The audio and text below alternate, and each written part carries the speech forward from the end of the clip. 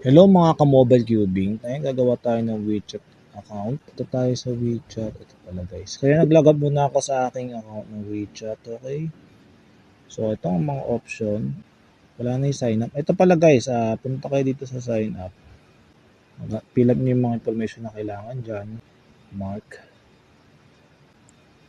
Burger. And tapos, gawin itong country. Tapos enter natin mobile number natin. Enter mo yung mobile number nyo. Tapos password.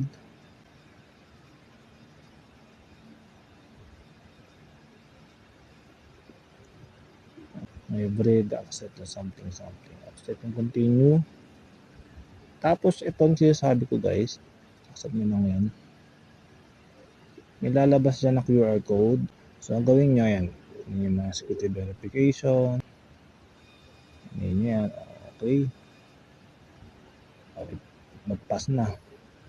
Ayan, may lalabas ang ganyan guys. Ayan. Ito tayo dito sa ating copy verification code.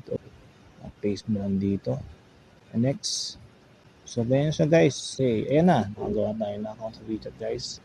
So, ayan. Allow. Ayan na. So, next. Okay, next. Ayun. Hybrid. Done. Wixin. Okay, di ko alam to. Okay. Basta yun na yun guys. So, yun na siya. Nakagawa tayo na channel, search, stories. Agree and enable. Gawa tayo account. Okay. Basta yan. Nakagawa tayo na account guys. Yun na yun.